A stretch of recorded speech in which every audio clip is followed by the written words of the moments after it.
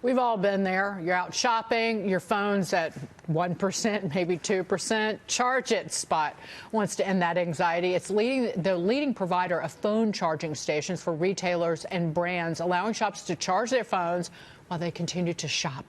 Joining us now, ChargeItSpot CEO Douglas Baldasare. Douglas, good to see you. Good to be here. How many locations is the charging device now? So we're in nearly 1,100 locations. We're in 42 states. We're in 4 countries.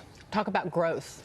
Yeah, it's interesting. It took us 4 years to charge our first 1 million phones, and now we're charging 1 million phones every 100 days.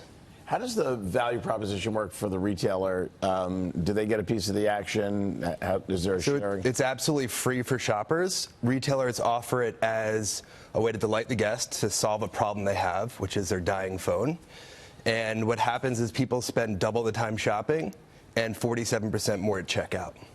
So, okay, obviously it's not like the old Magic Motion beds at the south of the border hotel where you put in quarters. It's free to the consumers. Right. But what is it? I'm just trying to get drilled out because you must have a good feeling of this. What is the value of the contact information of somebody to a retailer so they can send them like future? I mean, is that optional to enter that, or you have to put at least your phone number in or your email to the consumer? And that must be what they pay. That derives the value of what a retailer will pay you for this kiosk. So, like, what is that worth, do you think, to a retailer? Yeah, it varies. And some retailers do require that the user input their email address, others don't. Retailers have a tough time capturing data from customers in store. It's easy on websites, right? You enter your email address when you're checking out and you're purchasing for a receipt, but in store it's very difficult, especially to capture data from non-purchasers, to learn about them. And so people can charge their phone whether they buy or they don't buy in the retail store. Like $10 or $20? Like, what do you think it's worth to them? We've seen like an average of about $20 for an email address captured in store across retail clients. It varies depending on price point. So your high-end department stores will value email addresses and data captured higher because each customer is worth more, and then off-price retailers will value it lower because they have many more customers. You recently announced you're teaming up with Gap, bringing ChargeItSpot kiosks to nearly 200 stores nationwide. Tell me about that partnership. Yeah, Gap's been a wonderful partnership. We work with Gap brand and Banana Republic, and they've expanded to nearly 200 stores and growing. They ran a third-party research study to audit what happens when people charge their phone, and they found that people spend more than double the time shopping, and they convert at more than an 80% higher rate than they otherwise would have.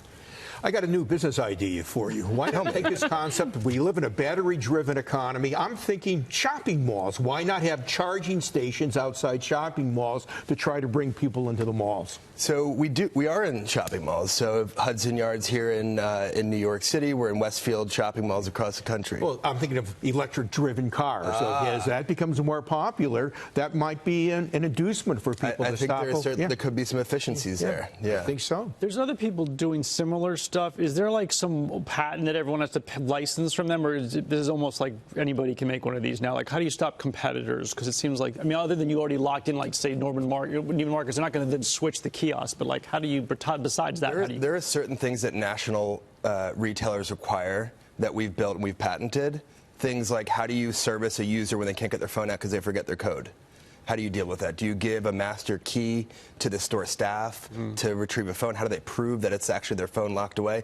That's one corner case that happens actually pretty frequently, and the retailer doesn't want that liability. So we've built technology to be able to service that user remotely when they're having issues. Can you look and see how much traffic, retail traffic there is, like today, for example? Would you have insight into that? We have a general view into what traffic looks like.